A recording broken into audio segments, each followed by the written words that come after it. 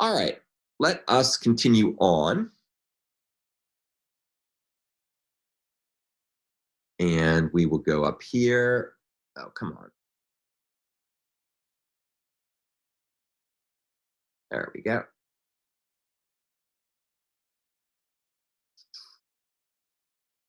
All right, we have one more family of things to cover. So let's do that.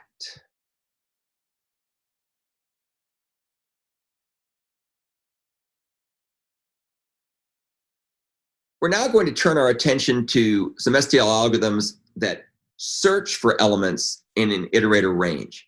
And these are, at first glance, you might think, well, isn't that what find and the find family does? And there are some elements of this that are similar to find, but we're going to see that there are more generalized searches going on here for most of the cases that we're talking about. So we're going to look at search and search N. We're going to look at adjacent find, which arguably could have gone back in the find family. I just happened to put it here for other reasons. And then we're going to take a look at binary search and lower bound. And these are algorithms that are going to expect certain things about the range they're looking at. So binary search, of course, is going to expect that the range that it's searching on is going to be ordered in ascending order, or so it'll be ordered, so in ascending order. And then lower bound is going to go ahead and do a binary search-like mechanism with a little twist. And so we'll see how we can tweak lower bound to actually perform a binary search. The binary search algorithm in STL out of the box is very wonky, as you'll see in a moment. Okay, so let's go ahead and take a look at the example here. We're going to start out by looking at the search algorithm, and we're going to give it a couple of different data structures to search. So we're going to have a vector of strings with our famous phrase, now is the time for all good people to come to the aid of their party. And then we're going to have a list of strings, which is going to be a piece of a lyric from a song by Yes, which says, I've seen all good people turn their heads each day, so satisfied I'm on my way. And then we're going to have a string, rather an array of strings with the phrase, all good people. And the reason I chose these things, of course, is that the subphrase, all good people, appears both in L1 and in L2. So that's why I chose that. I was casting around for other uses of the phrase, all good people, and I remembered there was this song by Yes that had that as a subphrase. So what we're going to do is we're going to use the search algorithm to search for a subsequence in the L1 and the L2. So you can see we're going to start by looking from L1, beginning of L1 to the end of L1, and then down here, we're going to start from the beginning of L3, and to be more STL-ish, I'm going to use the begin-end syntax here because I think it's cleaner. But just for kicks, I'll leave the other one the way it was. So you can either write code that uses the begin-end helper methods if you want to treat the array L3 kind of as if it's a container, or you can just use pointer arithmetic. I, of course, would prefer the begin-end thing, but I'm leaving it for both just to show you both ways to do it. Okay, so let's go ahead and run the code, and then we'll go look at the search for subsequence method to see how everything works under the hood. So as you can see, when we search in the now is the time for all good people vector in that range, we find that the subsequence all good people starts at index 5, which it does.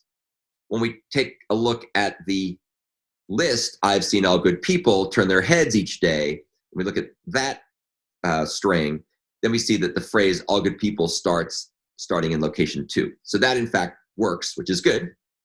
So let's go ahead and take a look at search for subsequence. So search for subsequence is going to take two parameters, two template parameters, an input iterator 1 and an input iterator 2.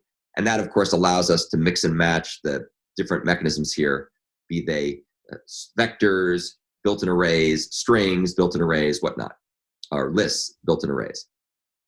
So down here, then, you can see that we're going to print out the name of the function, which is search for subsequence. And then we call the search algorithm. And what the search algorithm does in STL, as you can see, is it goes and it looks in the first range from beginning to end to see where there's a match for the second range. And what you get back, of course, will be an iterator. to where the beginning of that match occurred. And if we come back with an iterator that isn't the end iterator, we're going to say the subsequence is present. And then we go ahead and we use the distance algorithm to find out how far from the start the iterator points. And so in this case, it'll be at index 5. So distance is just basically a generalized way of doing pointer subtraction, if you will, from the end iterator, subtracting the beginning iterator from the end iterator and coming back with the appropriate distance.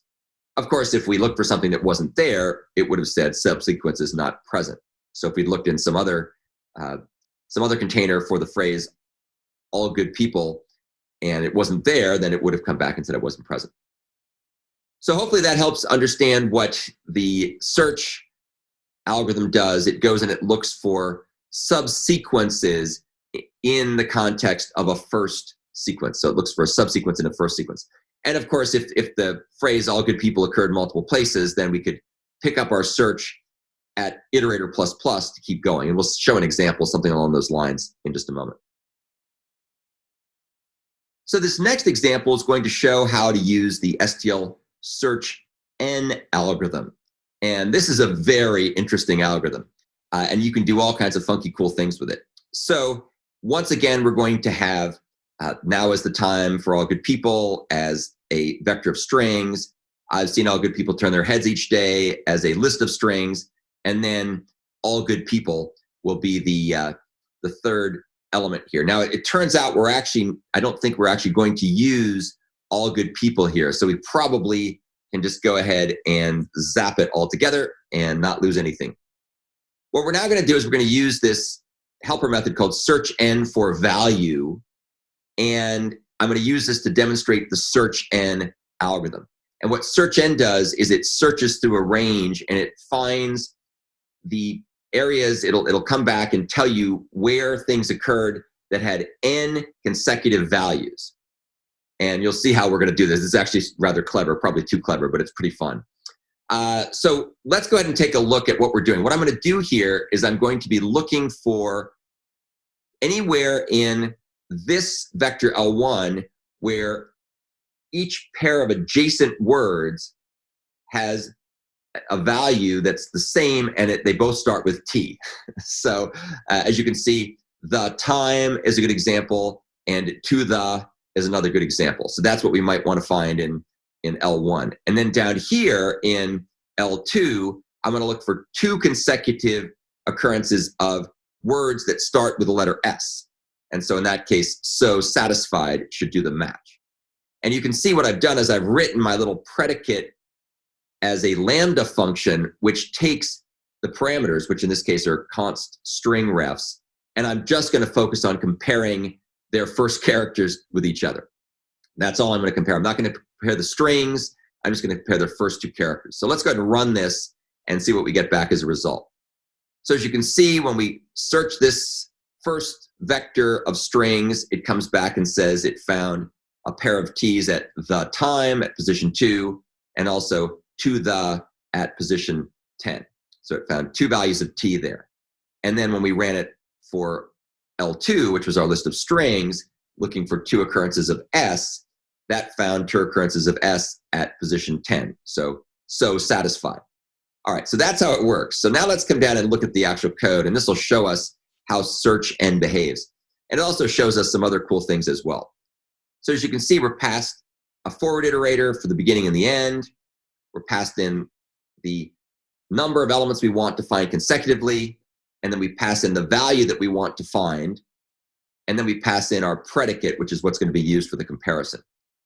So we start out by assigning our forward iterator first to a temp, and we're going to use the temp to advance through this thing appropriately. And then we're going to call search n, passing in temp up to last, the size, the value, and the predicate. And we're going to get back an iterator if it was able to find anything that matched those characteristics. In this case, 2 occurrences of the value T or S where the characters have the value T and S. So if we find a match, then we say the values of this value are found at the distance from first to iterator, the offset, the position into the the range that we're looking at. And then we assign temp to ++ iter. So we're going to skip and keep searching. So we're going to be able to keep searching repeatedly in this approach. And if we don't find a match, then we basically are going to bail out. But as long as we find matches, we're going to increment iter by 1, and then we're going to assign temp so we can keep searching for that one pass where we just found the previous match. And that's why we're able to find 2 occurrences of T's in the list that was the vector of strings. So that's showing off Search N, which I think is a very interesting algorithm. And I like the fact that you can really customize the heck out of the predicates you pass in by finding subsets of things that match up to 2 times with whatever we're searching for. So that's really cool, very powerful, very flexible. So this example is going to demonstrate the use of the STL adjacent find algorithm. Now, as I mentioned before, I could have put adjacent find under find and the find family, but I moved it here because it's such a nice way to compare and contrast what search N did with what adjacent find does. And you'll see that adjacent find is kind of a more limited capability of what search N does. Search N does a more powerful set of things, but they're similar, and adjacent find is arguably a little easier to program for what it does. So once again, we have now is the time for all good people, and I've seen all good people turn their heads away or turn their heads each day, and so on and so forth. And what we're going to do now is we're going to use this helper method called adjacent find for predicate, and it's going to, again, look for any occurrence of the same letters anywhere in the range that it's given. Now, in this case, we're not limiting it to just, size occurrences of the letter T or size occurrences of the letter S. We're just saying if there are any places in the range that have adjacent elements whose first character matches, print those things out. So that's what we're saying here with our use of adjacent find. So let's go ahead and run the code, and then you can see what the results are.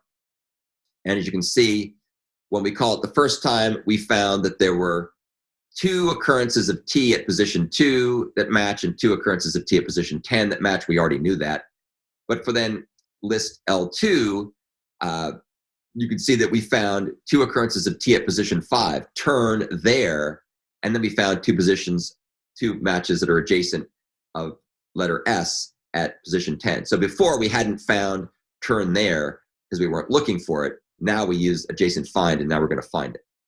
Okay, so that's the results. Now let's go ahead and take a look at adjacent find for predicate. And here's what it is. This, just to make things interesting, just to keep mixing it up. In this case, I don't pass in a range like I did before. I pass in a container. So the container is being passed in as a const ref, and I pass in the predicate. And what I'm going to do here is I'm going to start at the beginning of the container. I'm going to get an iterator to the beginning of the container. And then I'm going to go ahead and keep going while I haven't reached the end of the container. And I'm going to call the adjacent find algorithm. And let's see if we can find adjacent find adjacently.